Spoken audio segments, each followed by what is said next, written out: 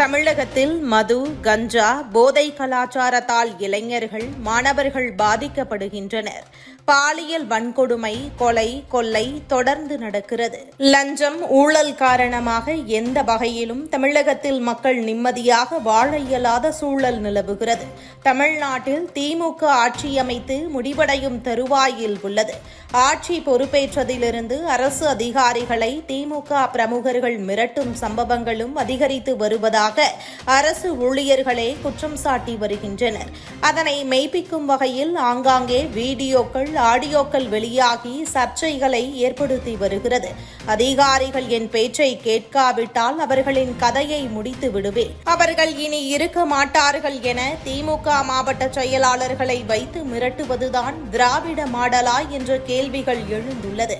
இந்த நிலையில் தமிழக பாஜக மாநில தலைவர் வெளியிட்டிருக்கும் ஆடியோ திமுக அரசின் தோளை உரித்து காட்டியிருக்கிறது. நயினார் நாகேந்திரன் தனது சமூக வலைதளத்தில் ஆடியோ வெளியிட்டு ஒரு பதிவை செய்திருக்கிறார். அதில் குறிப்பிடப்பட்டிருப்பதாவது: கடமையை செய்யும் அதிகாரியை மிரட்டும் கமிஷன் மாடல் அரசு. சென்னை புரசைவாக்கம் பகுதியில் மெட்ரோ வாட்டர் இணைப்பு பெற்ற குடியிருப்பாளர்களிடமிருந்து லஞ்சம் வராததால் உதவி பொறியாளருக்கு திமுக வட்ட செயலாளர்கள் இருவர் பகிரங்கமாக மிரட்டல் விடுக்கும் ஒளிப்பதிவு வெளியாகியுள்ளது அதிர்ச்சியளிக்கிறது. அதிலும் வேலையை காப்பாற்றிக் கொள்ள வேண்டும் என்றால் இணைப்பை உடனடியாக துண்டிக்க வேண்டும் என அரசு பணியாளரை மிரட்டியுள்ளது மிகுந்த கண்டனத்திற்கு உரியது. மேலும் இணைப்பை துண்டிக்கவில்லை என்றால் அமைச்சரை வைத்து நோண்டி விடுவோம் என்றும், மெட்ரோ வாட்டரை நாசம் செய்து விடுவேன் என்றும் தரக்குறைவாக பகிரங்கமாக அச்சுறுத்துவது திமுகவினரின் ஒட்டுமொத்த அடாவடித்தனத்தையும் வெளிப்படுத்துகிறது. ஒருபுறம் மக்களுக்கு தேவையான எந்த ஒரு அடிப்படை வசதிகளையும் செய்யாமல் கோபாலபுரத்தின் புகழை மட்டும் பாடும் திமுக அமைச்சர்கள், மறுபுறம் தன் கடமையை சரிவர செய்யும் அரசு பணியாளர்களை அச்சுறுத்தி பணியை நிறுத்தி லஞ்சம், கமிஷன் என மக்களின் பணத்தை ஒட்டுண்ணியாக உறிஞ்ச திட்டமிடும் திமுக உடன்பிறப்புகள்.